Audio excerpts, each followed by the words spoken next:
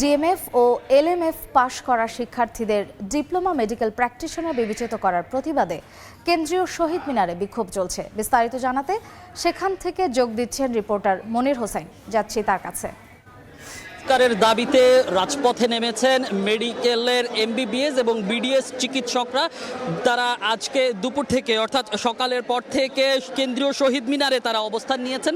তারা বিভিন্ন দাবি নিয়ে আসলে এখানে নেমেছেন। তাদের যে দাবি, স্বাস্থ্য ব্যবস্থার যে সংস্কার আসলে এতদিন হয়নি, সেই স্বাস্থ্য ব্যবস্থার সংস্কার আসলে তারা দাবি করছেন। এবং সেই সাথে এই এমবিবিএস এবং বিডিএস যে চিকিৎসকরা আছেন তাদের একটাই দাবি যে অন্যান্য যেসব কোয়াক এবং বিভিন্ন যে ডিপ্লোমাগুলো আছে এবং অপচিকিৎসার যেই একটি কথা বলা হয়ে থাকে, অপচিকিৎসা করা হয়ে থাকে, সেক্ষেত্রে আসলে তারা বলছেন যে এই অপচিকিৎসা তখনই করা হয় যখন এমবিবিএস এবং ডিগ্রিধারী ছাড়া অন্যান্য যেই শর্ট কোর্স আছে এবং অন্যান্য যেই ডিগ্রি আছে সেগুলো নিয়ে নিজেদেরকে ডাক্তার দাবি করার যে একটি প্রবণতা আছে, সেই প্রবণতার কারণে আসলে দেশে অপচিকিৎসাগুলো হচ্ছে। এখন তাদের এখানে যারা আজকে শহীদ মিনারে যে কয়েক হাজার চিকিৎসক অংশ নিয়েছেন, সেই চিকিৎসকদের মধ্যে রয়েছে এমবিবিএস এবং বিডিএস এর ঢাকা মেডিকেল সহ বিভিন্ন মেডিকেল কলেজ বিশ্ববিদ্যালয় থেকে শিক্ষার্থী এবং ডাক্তাররা আসলে এতে অংশ নিয়েছেন। তারা দাবি করছেন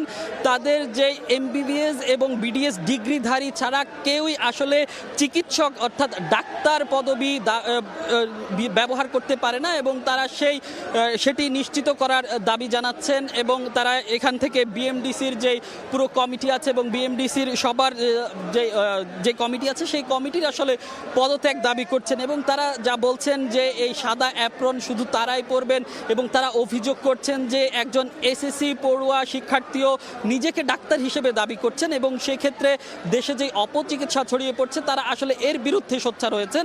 যে স্বাস্থ্য ব্যবস্থা এতদিন আসলে যেগুলো সম্ভব হয়নি, তারা বলছেন যে এখন যেহেতু দেশ নতুন করে স্বাধীন হয়েছে শিক্ষার্থীদের আন্দোলন থেকে, সেই আন্দোলনের পর দেশ নতুন করে সংস্কার হচ্ছে, সেক্ষেত্রে তারা চান আসলে যে স্বাস্থ্য খাতেরও সংস্কার প্রয়োজন এবং এই স্বাস্থ্য খাতের সংস্কারের দাবিতে তারা এই কেন্দ্রীয় শহীদ মিনারে জড়ো হয়েছেন। এবং এখান থেকে তারা বলছেন এই সংস্কারের যদি উদ্যোগ না নেওয়া হয় তারা এখান থেকে আরও বড় এবং পরবর্তী যে কর্মসূচি প্রয়োজনে তারা আরও কঠোর কর্মসূচি দিতে পারে বলেও আমাদেরকে জানিয়েছে। তো কেন্দ্রীয় শহীদ মিনার থেকে চিকিৎসকদের যে আন্দোলন চলছিল, এই আন্দোলন থেকে এই ছিল আমার কাছে সবশেষ। সরাসরি ছিলাম কেন্দ্রীয় শহীদ মিনারে।